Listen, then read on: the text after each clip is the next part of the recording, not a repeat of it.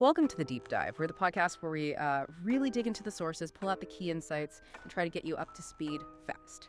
Today, we're going to Excelsior Springs, Missouri. Picture this. It's October 2022. It's one of those small, pretty quiet towns, kind of place you think nothing really happens, but something did.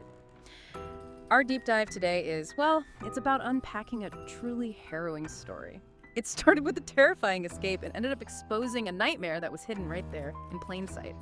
So imagine this. You've got a woman. She's running down the street for her life. She's bruised. She's bleeding. Barely has any clothes on.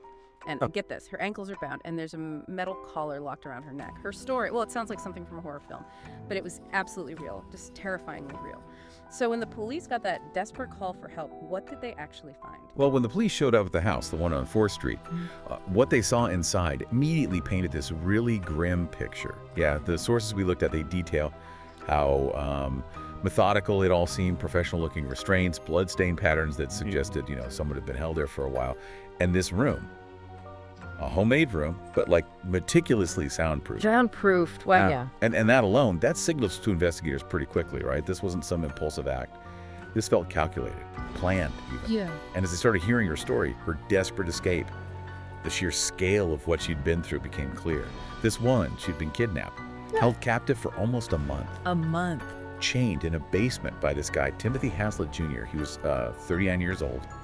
And according to her account, she endured just daily torture, rape, beatings, starvation, every single day. Just unbelievable. And how does she even manage to get out? Pure chance, it sounds like. An incredible bravery, obviously. Haslett apparently just left a door unlocked. A tiny mistake, a small window, and she took it. Ran barefoot, terrified, to the nearest neighbor's porch and just begged for help. You mentioned that methodical setup inside the house. What else did the investigation turn up about Haslett? I mean, how could something like this go on? That's the chilling part, isn't it? How often this kind of depravity hides behind a completely normal, even mundane facade. The sources describe him as, just a quiet FedEx worker, lived alone, didn't really stand out. Blended right in. Totally.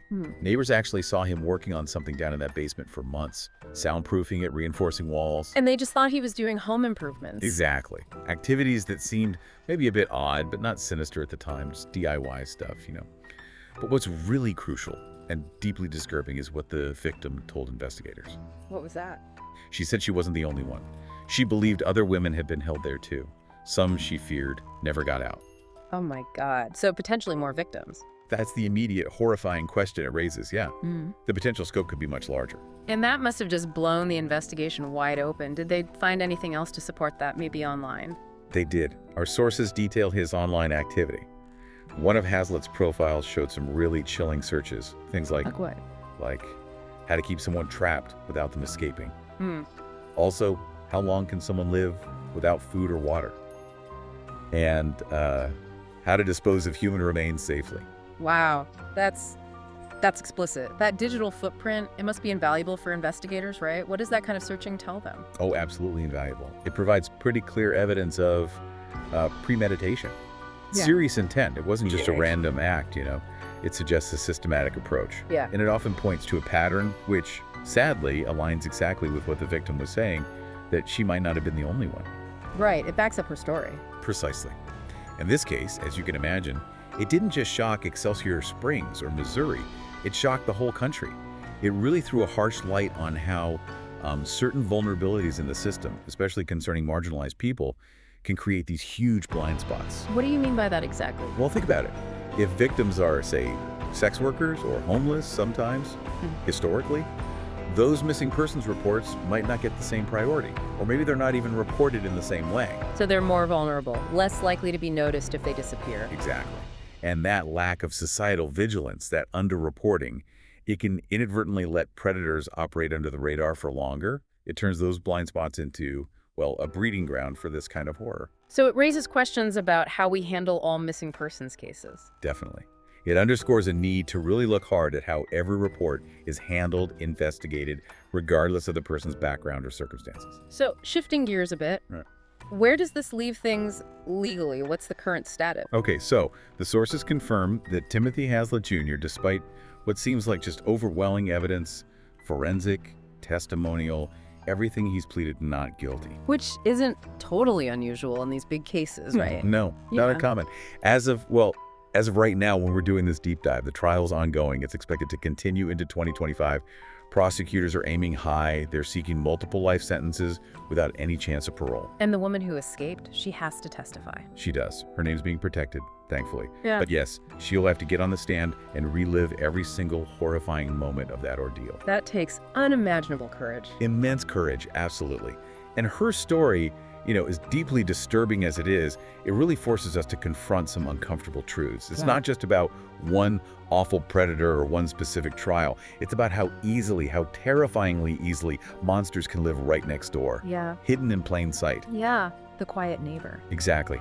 And it's a stark reminder about victims whose voices sometimes just aren't heard, or maybe they're dismissed, until it's tragically way too late. But there's another side to it too, isn't there? The survival aspect. Absolutely crucial. This story is also fundamentally a testament to survival. That woman didn't just get lucky with an unlocked door. She found the strength, the sheer will to take that chance. And maybe even more importantly, she found the courage to speak out afterwards. Her bravery, her testimony. That's the reason the truth about that, quote, basement of hell ever came out. She potentially saved others. Very possibly. Her resilience is profound.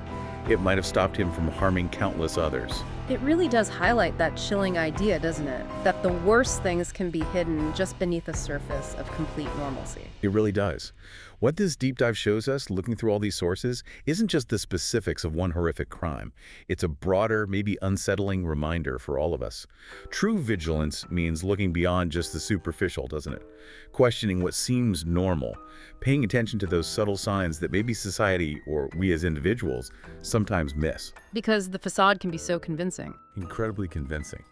And it highlights how vital it is for communities to stay attuned, to notice those unspoken vulnerabilities around us. So maybe the final thought to leave you with is, well, it's kind of unsettling, but maybe the house that looks too normal, maybe that's the one you really need to see.